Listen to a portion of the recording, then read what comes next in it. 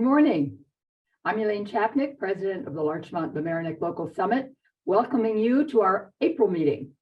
The days are getting longer, the trees greener, the temperatures higher, and it's time to hear from our local superintendents about what are the accomplishments and the challenges in our local schools.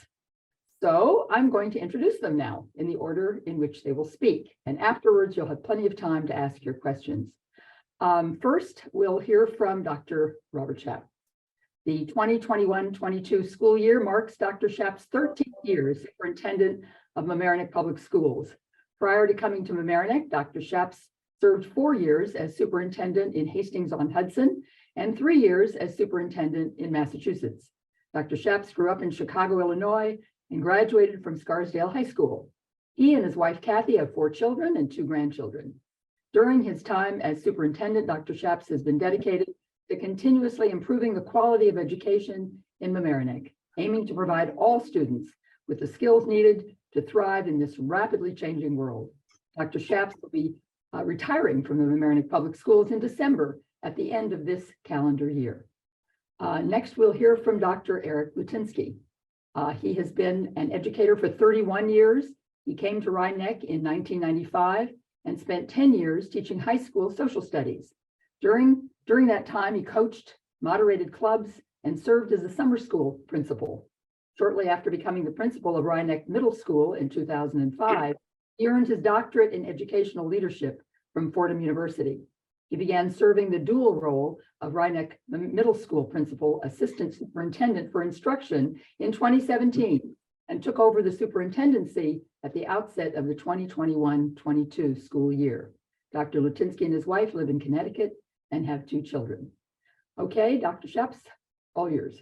Good morning and welcome to Summit members. I have to say this is, I think, my 13th meeting with the Summit to talk about the state of the schools and the budget. I wanted to start off by thanking everyone for what I would say your civic engagement and your commitment to all the issues that really impact the broader community. So it's a pleasure to be here and give you a sense of what's happening in the Mamaroneck Public Schools. I'd like to start off what I think is setting the table around the challenges that schools face and how we are, in some ways, proactively responding to what we see in front of us, but what we anticipate in the next few years. Obviously, what happens in schools is really connected to the broader world. And so the issues around our national political discourse, the impact of social media in terms of how it shapes our lives, the changes that are underway in higher education right now in terms of test optional and the strong demand for students' interest in competitive colleges and university, but also the pending case at the Supreme Court around affirmative action. In addition to that, I would say one thing that's here right now in front of us that we're trying to kind of understand is the impact of artificial intelligence, AI, and how that's going to affect how we assess students and think about learning. Those kind of are just a few of what I'd say the pressing issues that really kind of brought our attention as educators. At the same time, I think we really need to, and this is my last opportunity to kind of address the summit, is to say we really need to prioritize in our schools the ability to help students learn to think independently, to be able to kind of what I would say set up the stage where students can be arbiters of fact and truth and knowledge, because they're going to be faced with challenges of trying to discern and understand what comes in front of them in terms of whether it's generally from our elected officials, from businesses, organizations, from social media, and they need to be confident in understanding the independence and their ability to determine facts and truth. That really takes the shape of investing in an experience in the public schools that focuses on inquiry, around questioning, deep understanding, and evidence-based learning that really is a hallmark of the Mamaroneck Public Schools. I think, and finally, I said with the changing kind of pace of technology, we really need to think about how we assess student learning. And in some ways, getting back to, I would say, more traditional ways within our schools to think about how do we know that students understand and can apply their learning and knowledge. So let me shift now and say how that impact our thinking around our school budget. Well, first of all, our budget is influenced by our demographics and our enrollment to start off. And I'm pleased to say that there's been a consistency since the pandemic around our overall enrollment. We're about 5,400 students generally. One thing to note, though, is that we've seen since post-pandemic, smaller cohorts of incoming kindergarten students for consecutive years. And so where we had years of 420, 450, 475, we're seeing closer to 400 and 395, 390 kindergartens coming in. At the same time, we have large cohorts going through the system still. And so next year in September, or beginning in September, Mamaroneck High School will be the largest enrollment since the 1970s at close to 1,700 students. So you could see what we refer to as the lump in the snake, that both at the middle school, that's going to approach 1,300 students, and at the high school, these large grade level cohorts continue to go through the system, where we see stability at the elementary grades. And so that in some ways has influenced our budget development when we want to make sure that we have the what I would say optimal class sizes in terms of at all levels of the system. Next year's budget is 150 that I recommended to the board that we continue to impact with the community is $155,518,144. It represents a $5.8 million budget to budget increase, or 3.91% increase overall. At the same time, the tax levy to increase to support that budget is 2.6%. The overall tax rate, estimated tax rate, is actually going to drop by 0.55%, $13.25. So the estimated tax rate is actually going to decrease for this budget. The selling point to the community is this budget is under the tax cap. So despite what I would say the significant investment in terms of growing the budget, I'm happy to report that the overall budget remains under the tax cap, and that's important. I think one important piece to the budget is that we just announced recently a new 3-year teachers contract. And so we're pleased to say that to our taxpayers and to our voters, that supporting this budget will support our ability to meet our obligations of a new teachers contract, which we think is critical coming out of the pandemic to ensure that we, in some ways, maintain the highest quality of teaching and learning in classrooms by remaining competitive regionally to attract teachers and to provide the compensation accordingly. At the same time, we continue to invest in our schools, in our programs, and we certainly have a great reputation for vibrant programming.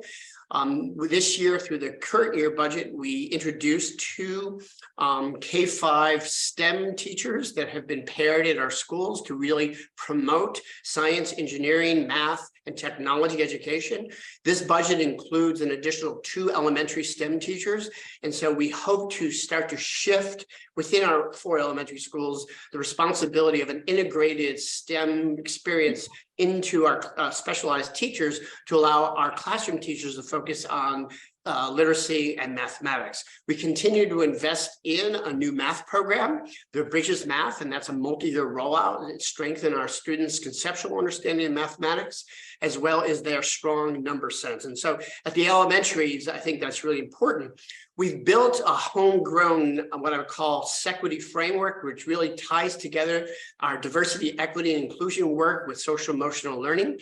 And we continue to build capacity and teachers' knowledge on how to kind of apply that framework in our elementary grades.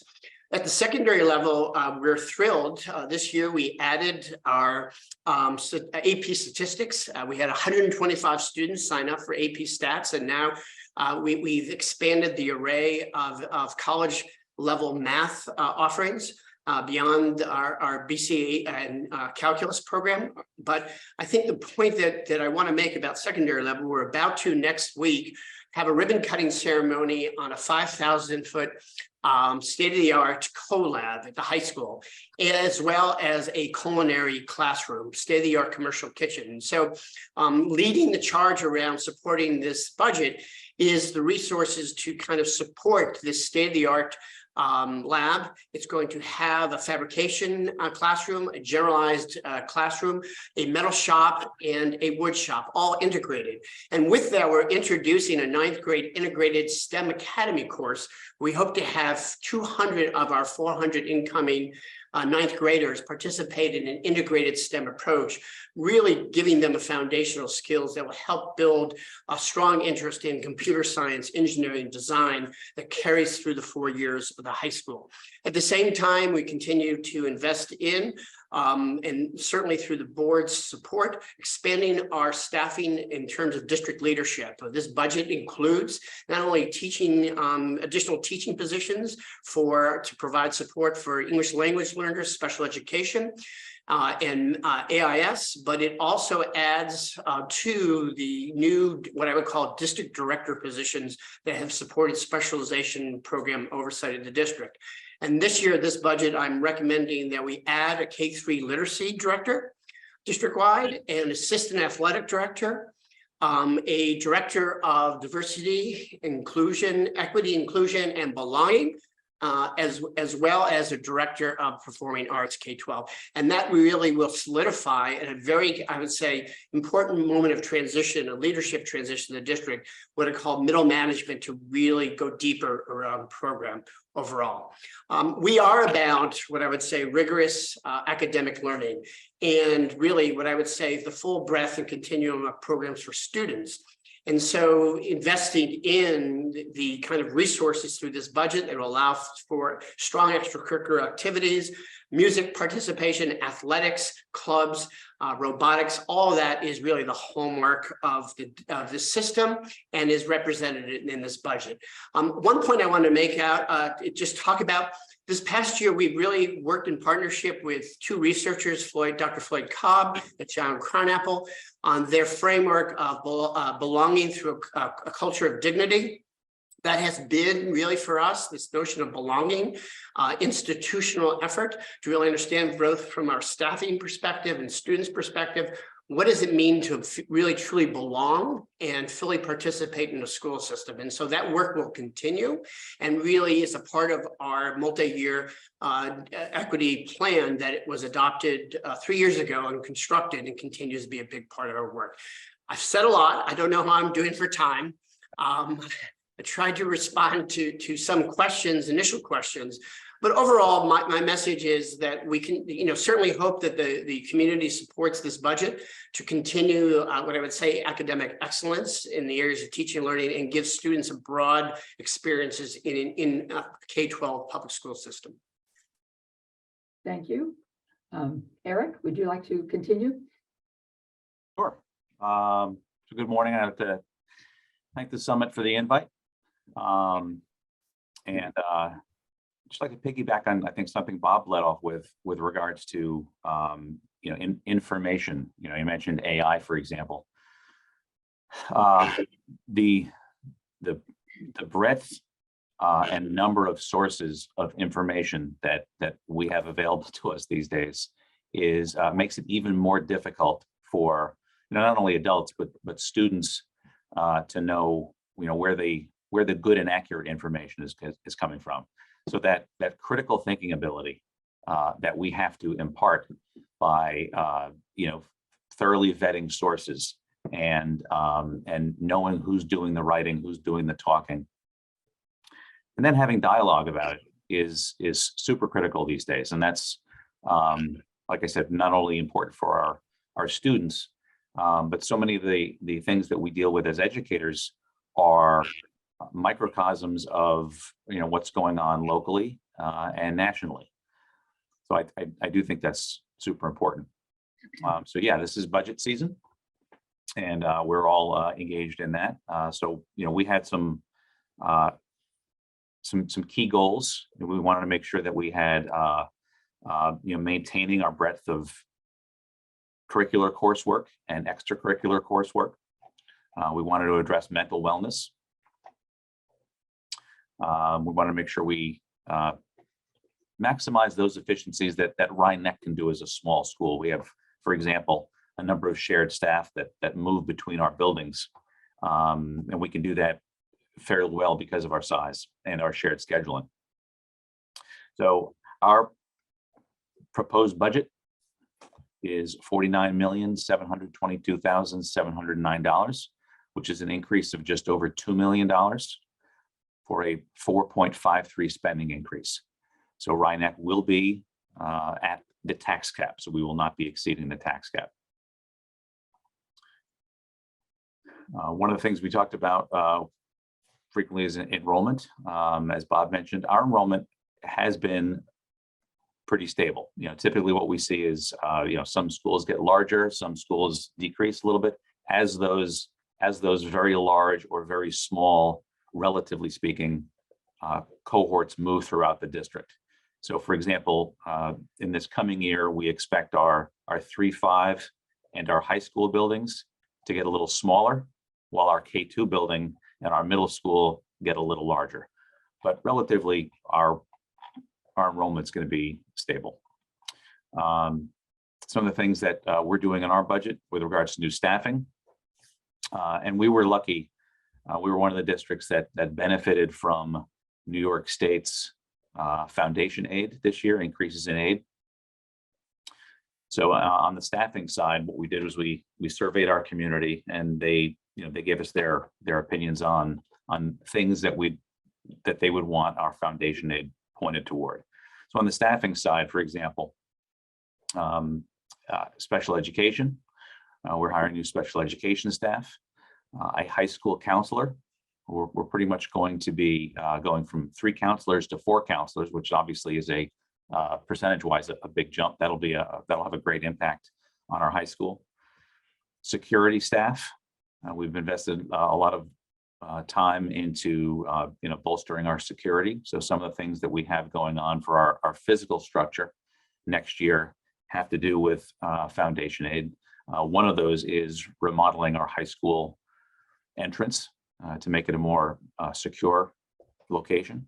Another thing is we just finished our big capital project, which gave us a brand new high school STEAM wing and a brand new middle school gymnasium.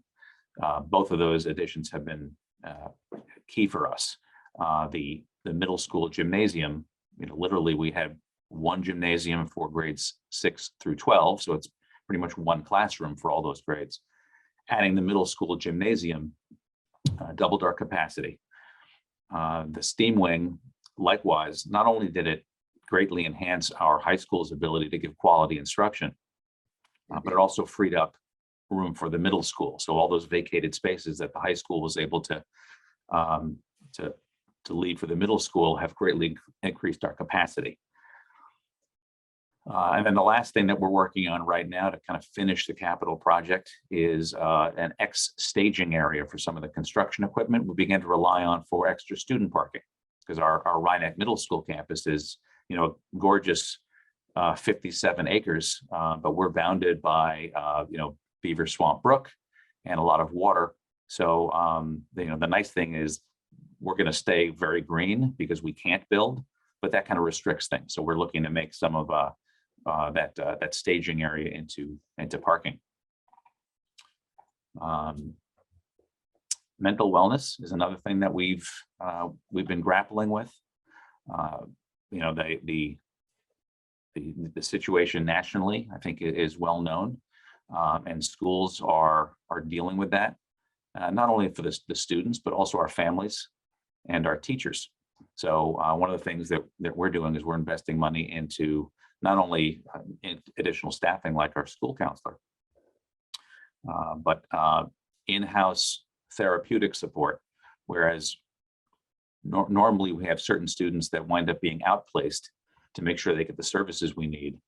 We're investing in an in-house therapeutic program that will allow us to keep them here. And then also with more staffing from that service, that'll enhance the capabilities of our staff for not only those students of the greatest need, but those students that are just having, typical school troubles, but also provide professional development for our staff so that we're not relying on a small group of people to provide that mental health, and resources for our parents, because, again, the struggles of our students are shared not only by the parents in our community, but our teachers are parents too. So it's something that we're all approaching together. Lynette, you want to take over on the questions? So if anyone would like to ask questions, you can either type them into the Q&A box or raise your hand and you'll be called upon. So to begin with, there are a few questions that the local summit board had raised, and maybe both of you could address these. The board was wondering if the schools are experiencing any lingering impact of the pandemic on students, both from an academic and or socio-emotional perspective. And if so, are there any types of programs in place or planned to address these impacts? Dr. Schaap, you want to go first? Sure. So I would say, first off, as I was able to share with the community the last 2 years, we noticed through our approach to learning during the pandemic that our students maintained in some ways, if not accelerated through their learning. Obviously, nationally, the conversation about learning loss is there. Our focus has been to know that the kids are malleable relative to how they learn, and we maintain a clear focus on what I would call core academics, and continue to monitor and support students as they need that. It's hard to say also about the social and emotional impact, though our common sense it was to say from the beginning, how do we create more opportunities for kids to socially engage, whether that's before, during, and after school? And so we start to build what I call those social and emotional muscles around engagement. And I think that takes the form and shape of a lot of things. We're pleased to see a significant increase in participation in athletics, in clubs and activities, of participation in the music program at all levels. So I think less than focusing on what I would call the shortcomings or the negatives or the deficits, is really to say, how do we emphasize a broad experience to connect kids so that they have positive social interactions and also strengthen their social, emotional well-being and passion. And that's really been our recipe. But I would say, as Eric mentioned, certainly our schools have been faced with challenges around student behavior, around inappropriate interactions. And so building that positive school culture and climate has been central to, and a sense of community. And really getting to know students well has been our focus overall to deal with those issues. Eric, any?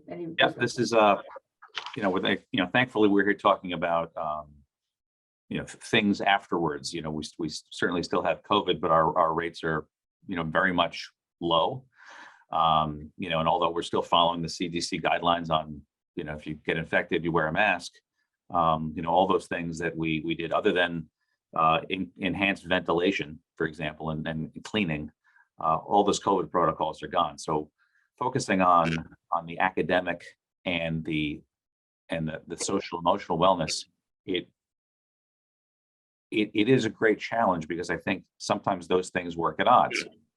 Because if we say, all right, there's learning loss or there's a gap, well, what do we normally do?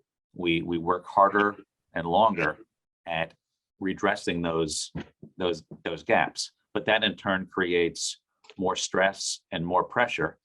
And as Bob said, when you're trying to create more opportunity for socialization and community, if you're saying, well, work harder and close that gap, those two things can work against each other. So moving the conversation into the classrooms, so that you focus on, it is an opportunity to focus on, not so much the quantity of what students have to know, but more focus on the quality of what's most important, and shed those extra things, and get to that community building. The one thing we know from the pandemic was that it did highlight things we knew about learning styles. Some students did very well remotely behind a computer with few distractions. And it was a great array. So bringing that all back in and learning from, how those students worked academically, but yet fulfilling the socialization needs. That's been one of the reasons why, Bob mentioned, for example, athletics or extracurricular activities. The musicals that you'll see in the news around the county have been wonderful. One of the things our budget does is increase funds for extracurricular activities. One of our early medical professional high school teams, HOSA, just came back from a conference where they won some nice medals. So increasing opportunities for them to gather and perform in those venues, that's been really important. And if I can just add, I just want to give short shrift to, and Eric mentioned it, we've certainly throughout the pandemic, through our crisis team and through our partnerships in terms of with counseling center and mental health, we continue to provide for and emphasize support for not only students, but families. Obviously, a year ago, we had Tropical Storm Ida. I mean, the disruption from a natural disaster really added to our challenges. And so it's really about forming strong partnerships with families and understanding what families need so that students can learn. Thank you. So another area of interest has been initiatives regarding diversity and equity. And I think, Bob, you mentioned one of the things that Mamaroneck is doing is that there's a new position for the Director of Equity and Inclusion. Can you just speak a little bit more about that and what the role of this individual will be? Sure. I would say, our alignment is that the board several years ago passed an equity policy that really guides all that we do. That said, 4 years ago, we developed a district equity team that is represented both by community organizations, parents, staff, students, and administration and teachers. And we use that to develop a multi-year strategic plan that has annual goals and objectives. And so I would say part of what this year has been an administrator on special assignment serving as that director role has been, is to really kind of focus on less is more and helping us kind of advance our strategic plan that really is developed by multiple stakeholders. And so this year we're focusing on a policy review, looking through an equity lens. We're focusing on our practices for hiring to attract, recruit diverse staff in terms of really thinking differently about the processes that will lead to a high percentage of staff hiring and really supporting a diverse faculty and staff. We're also focusing on establishing a glossary, believe it or not, a common vocabulary about terms. And in addition to that, we continue a multi-year partnership with Teachers College around a curriculum review. And then to add to that is focus on advancing the culturally responsive sustaining framework. So a lot of this work is well underway. We feel that we're leading the region in this work and as a model. And that adding to that is our focus in our partnership with, again, Dignity Consulting, really getting at what I would say is something that is fundamental to all students and staff, and that is that sense of belonging. So it's really, we're doing surveying of our students to really generate really data on how do you feel about coming to school? How do you feel about your relationships with the adults who work in school? Can you be yourself? And so on and so forth. So there's a lot of work underway, and this is part of our priorities around teaching and learning, making a welcoming environment for all kids. And we think it's more natural to thinking realistically about routinizing this work and not separating out from everything else. Great, thank you. A question has come up from Rena Beater for Bob. Can you speak a bit more about the collab and your vision for how the space will be used? Yeah, it's a phenomenal opportunity. We actually had several of our alum come back who are in college right now as engineering students, and they said the facilities will be certainly equal to or surpass many colleges and universities. I think what we really want to kind of promote is this idea of interest of design thinking, really taking that design to solve human problems and giving kids a foundation before they go off to higher education to explore a general concept of design, but also to use that as a kind of a bookend to what is a robust STEM experience K-8, where students now can kind of harness their prior knowledge and use hands-on learning to focus in on building prototypes in around materials.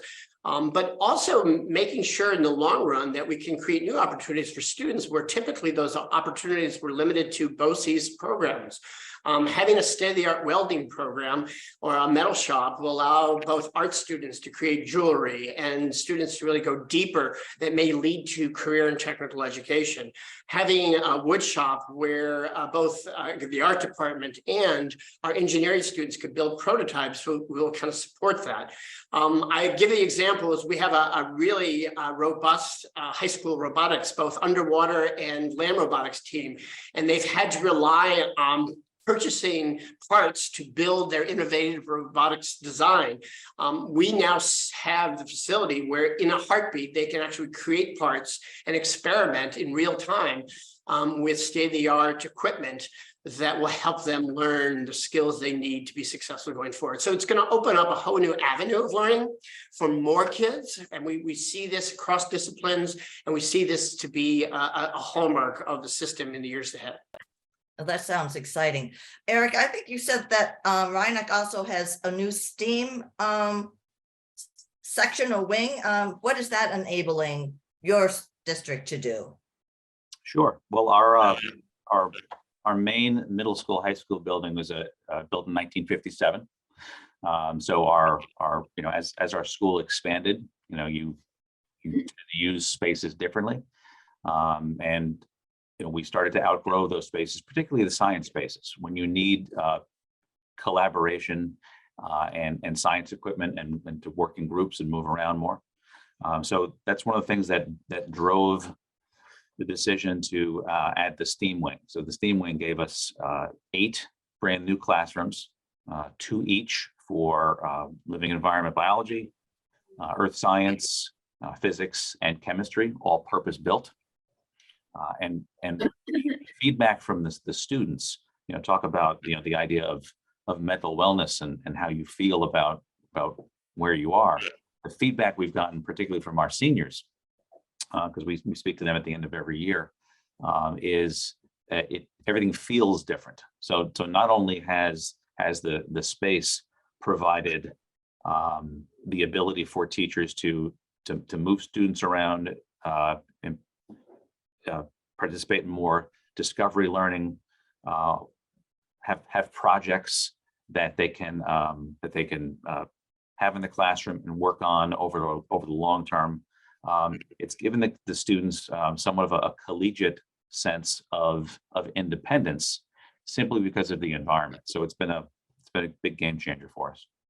Well, that's great. Actually, I mean, for both superintendents, does the public ever have an opportunity to see the new facilities? Because it sounds like there's a lot of exciting changes in both districts. So Lynette, I would say that stay tuned. We're hoping to announce on the April 18th to have a ribbon cutting ceremony and invite the community in to walk through and see the new collab space. Because of supply chain issues, we're still hoping to open up before the end of the year the new culinary space, which is a commercial kitchen. The added value of that space will be able to kind of focus in on adding maybe electives around the science of food, food justice, social justice around issues of food. So it's not just expanding the culinary. But we certainly want to highlight, we are just completing our capital plan, certainly phase 2, that we made improvements to all schools. And so having the opportunity to showcase and talk about these new learning spaces is something that we will invite the community. We've tried to certainly advertise through our elementary STEM program how these new STEM classrooms in each of the elementary schools is really adding value. So more to come. Yeah, we've done a couple of ribbon cuttings with our 2 new facilities, and it's just wonderful because you get to walk people through and just show off. But what we've also done is we've had interest from some of our alumni groups, like Rhinebeck graduating classes from the 70s, that we've been able to have come in and tour a much changed and a much enhanced building. That's great. There's a question from Marlene Colbert, and this is the question. I haven't heard anything about the environment. For example, if Rhinebeck schools are next to Beaver Brook, what impact does it have if you build a parking lot and pave over part of your campus? Climate change may be the biggest issue facing the kids. What are you doing to prepare them? Yeah, that's critical. So for us, I mean, Rhinebeck, as you know, is a walking district. So there are conversations about looming decisions over electric buses, for example. That is not something that we have had to engage in because our students walk to school and ride their bikes to school.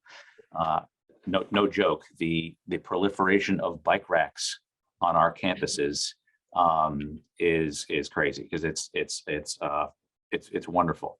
So first of all, we're a district that's based around walking to and from school. But with regards to use of our campus, one of the things that we have in our new STEAM wing is a room with a bunch of hip waders, the big rubber boots that come all the way up here, hanging in a closet, because what our kids do is they go into the brook and they use that for study. It's a wonderful natural lab, and we take advantage of those things. And much of our construction is built with new green standards. Simple little things like if an air conditioning unit breaks and it's older, you simply can't get the old kind of Freon. There are new standards. But with regards to things like the parking lot, those things are foremost on our mind. We work hand in hand with all of our local and state agencies regarding making sure that we do take care of the environment. And when we engaged in the construction, one of the things that you look at is making sure that you have a balance between new construction and green space. So pretty much if you're going to pave something, you have to provide green space. So we did have an old area that was an older playground that was used for storage of construction equipment. That's now a passive play area that's all green. So that's something that we're highly conscious of, and we incorporate into our instruction. And just if I could add to that, sustainability has been a core part of our learning program. It starts with certainly now our commitment to outdoor classrooms and green spaces that will continue to expand. We're using our federal funds to actually increase the number of outdoor learning spaces to really support that, including the planting of trees, shade structures, and something like that. We certainly are looking forward to, through this budget, and having a separate proposition for an energy performance grant that we're asking for taxpayers to support. This will be about in a range of $18 to $20 million, and many of the initiatives around this energy performance grant that has no cost to taxpayers is to really support green technologies that will kind of be again what is sustaining all of our major systems going forward. So that is a huge proposition that we ask our voters to consider, because it will help us stay true to commit to the sense of sustainability. I think it starts with our students, from our Okra students who have really championed dual stream recycling in all our schools, to the green team students who are working on taking food waste and supporting initiatives to kind of minimize the impact on landfills. To our teachers who are leading beekeeping at our high school. We're one of the only high schools in New York, or probably a few across the country, that really promote beekeeping and the production of honey and pollinator gardens. So it really touches everything from our partnership with Sheldrake to kind of looking at where our students go. We have a number of alum who are professionally now leaders in the area of sustainability and green technology. And so it really starts at our earliest grades and continues through, as well as the field trip experiences where kids actually see this happening as well. So Eric, are there also, I think you mentioned that there's something in the curriculum as well to encourage student awareness of the environmental issues. Can you speak a little to that? Well, that's a significant aspect of each of our classes, each of our science classes. We not only do we go out and use the very convenient brook that surrounds us. But that's a feature of our elementary field trips. Having the marshlands within walking distance up Route 1 from us is something that we have taken advantage of. Composting. We have one of the things that the new construction kind of created for us was a courtyard, an open air courtyard. So there are new planters out there, and I'd love to see the space in 10 years. Because right now it's a new courtyard with a few planters, and I'm very eager to see what the students are going to be able to put in there. One of the things that we planned for when we built it was for an eventual expansion to create a greenhouse. So those things are integral. One thing I want to mention, I know, being in the Mamaroneck area, and having water management be such a critical part of how we live. We just cooperated with the village on cleaning out the brook, and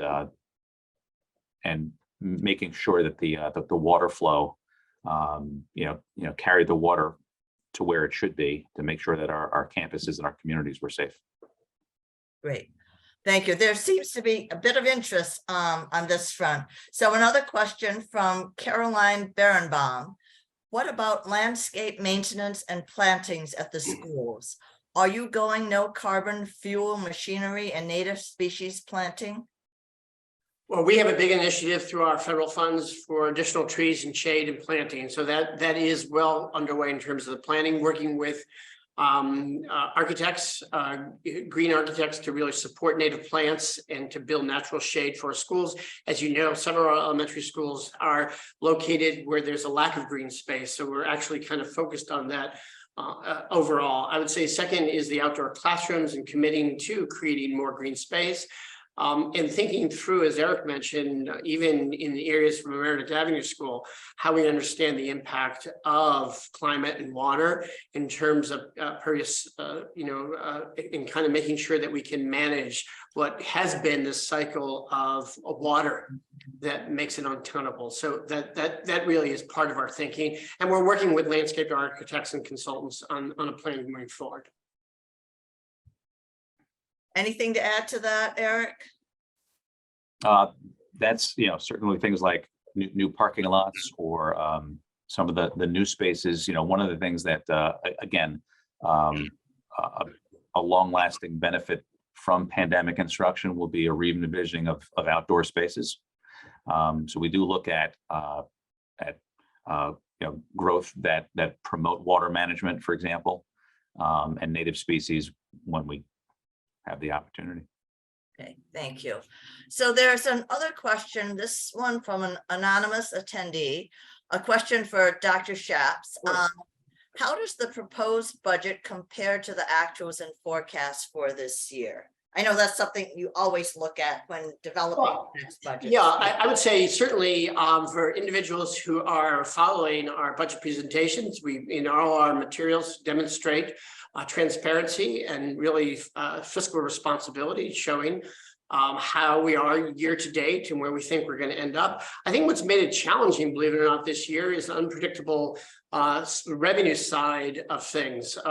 Like Rhinebeck, we've benefited from an increase in foundation aid, which certainly has been welcomed. The fact that we have not been certainly part of that I would say resource plan from the state for many years. So it's nice to see that. I think the difficulty is that on the revenue side, both for sales tax, for facilities use coming back post-pandemic, for interest, for state aid, it's hard to understand where you're going to end up. We have been certainly monitoring our expenditures. We certainly each of the last several years have been able to spend actuals about 98%, 98.9% of our budget, and to really kind of, I would say within reason, build reserves for both healthcare, for our tax tertiary exposure. And so I think we're very proud of where we are fiscally, and I think this budget continues to do two things. One, grow in a fiscal responsible way, to demonstrate what I would say the stewardship or the financial stewardship of taxpayers in a positive way, and also maintain growth and investment in the schools without going over the cap. And so we were pleased for the third year in a row. There's been no increase to employee health benefits. That has been a big part of it. There's no increase in this budget for student sports services, special ed programs. We've been able to maintain basically a zero increase there. I would say the biggest part of this budget that really looks at the overall growth of the budget for next year are salaries, and that really is contributing to a 3-year teacher's contract. And so we're putting the money in the place where it should be, that is in the classroom. And so for that anonymous I'd call her, I'd say stay tuned and look at our budget materials where you'll see accurate forecasts where we're going to end the year. Okay, thank you. Another area of interest has been the demographics of both school districts. And so the question is, are our school districts experiencing any changes in the demographics of the student body? And if so, how is that impacting our schools in terms of programs and staffing needs? Eric, would you like to respond? Sure. I think earlier Bob mentioned, kindergarten classes, for example, in terms of enrollment. So whereas our enrollment is basically steady, the kindergarten is always, for obvious reasons, the hardest to predict. So whereas our numbers overall are steady, we're seeing a slight increase in our ENL population, our English as a new language, our English language learners.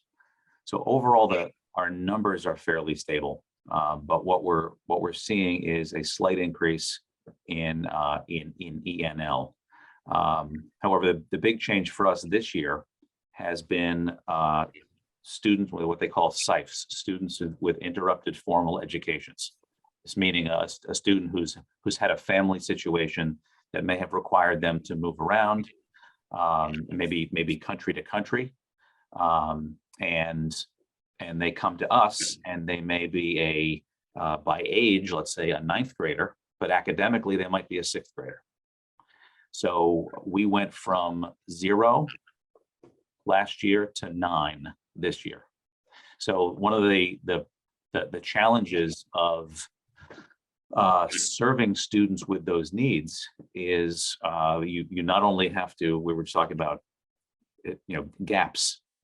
These are big gaps, and at the elementary level, it's a little easier because you're kind of in that one class with the one teacher. But going to a middle school or a high school setting, when that student has to move around through a prescribed set of classes, and in high school, credit-bearing classes, usually you don't have the resources to have someone to put with that student and follow their schedule around. So we've seen the academic challenges of our new SIFE students pose challenges, and that's why we've had to address that through increased staffing. So forecasting, if that's going to become more of the norm. So the norm for us was, I think we had 1 SIFE in the last 20 years. Again, we have 2 in our elementary schools and 7 in our secondary schools. That could be a big change for us. So if I can just speak to demographics, we've seen significant change over the last decade. Certainly in our Hispanic Latino population has more than doubled since 2010. I think we've seen in the last several years an increase in families that identify as multiracial and Black, significant overall combined increase in that in terms of changing demographics. As Erica mentioned, I think the most impactful part of the demographic shift is the increase of eligible students for English language learners. We had in 2018, 327 eligible Ls. This year we have 418. When we see about new Ls, in 2018, we had 46 new Ls in the 18-19 year come in the system. For the last 2 years, we have 82 and 88 respectively. Like Eric, we've seen an increase in students with interrupted learning. Last year we had 44 students arrive in October that were transferred from Homeland Security facilities. Many of them students, either high school students, age students, 17, 16 years old with interrupted education, or very young learners. And we've added staffing to support the programs. This budget includes that staffing across the districts because of that. We're thankful by having a vibrant dual language program for our elementary and middle school learners. The intervention is enrollment in the dual language program. At the high school, it's more specified in terms of a very specific program for ELs and newcomers. And because of the sheer numbers, we're looking to add teaching staff, but also support newcomers in a different way going forward. So it's had a significant impact in the change. And the other thing that is required frequently with students like that are social services. And so last year we had added a social worker. So there are, it's not just about the academic, it's about the family as well. And for us, we prioritize when we look to hire bilingual educators. And so we've really expanded the number of bilingual educators, both in the classroom and, as Eric said, pupil services, social workers, guidance counselors, so on and so forth. So, Bob, can you speak to the status of the dual language program in Mamaroneck? Well, we're pleased now. I believe it's year 12. I'm trying to understand. We now have dual language K through 12. That is, our first cohort of students are in the high school right now. At the middle school, that program provides for concentration both in Spanish language arts, and we teach students in the program social studies, certainly world history, American history through a Spanish-led language classroom. Similarly, that continues in the same vein at the high school. So the challenge at the secondary level to have a vibrant dual language program K-12 is really find bilingual certified staff in content areas where students can meet the hours for that program. We have well over, I think, 500 and some odd students in the program from elementary to high school. This year, we've shifted the last couple of years in terms of from a 50-50 model at the elementary to an 80-20 to start out. So it's based on our research and knowledge of the program. We start out with 80% in Spanish, and then we move gradually to the 50-50. It's a wonderful program. It draws interest from families that live in Murray, Chatsworth Central. It's a district program housed at MAS, and we're very proud of the work. We've had a lot of area systems come to study our program based on success and what I would say the commitment to maximize Spanish language instruction in terms of the actual minutes. Students have a special at the elementary where they go to, whether it's PE or library, is to meet the minutes of instruction in the second language. And I'd say by second grade, it's really hard to look at and distinguish a Spanish speaking family student in the program and student coming from an English speaking family. Before we get to any other questions, let me just, Senator Shelley Mayer has a comment, and it's not a question. She wants to thank each of you for your leadership and acknowledgement that the increase in foundation aid will have at least some benefit for both districts. I look forward to continuing to work together on both substance and financial issues that you face. Well, I just want to give a shout out to Senator Mayer and certainly Assemblyman Steve Otis, all elected officials. They have been great partners advocating for our schools. It has come through in kind of tangible aid increases, but I would say in all areas. I know that Shelley has made it to every one of our original civic research student presentations and has helped students really gain their voice in terms of activating their authentic learning and committing to a better community. So thank you to Shelley and to Steve and all for their support. And to concur with that, Shelley, I think, was one of the first people that I was on the job for maybe 2 weeks, and she had already made an appointment with me. Shelley, Steve, and our local legislators, they've really inquired know, what we need, what we want, and have been partners all along. So thank you. And at this point, I don't see any other questions. Do you, either of you, have any other last bits you would like to get in before we have some closing thank yous? I would just say we certainly invite through the summit and ask that our full community pay close attention to our budget, the budget materials. We certainly seek community support for this budget. It is important. We don't take any of this for granted. We see this cycle of budget as continuing to support the continuous improvement of our school system and provide for what I would say the vibrant programming.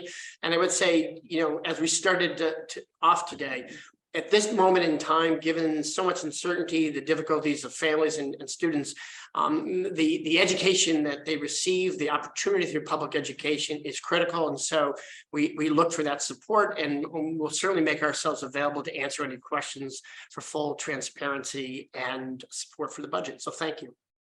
Eric?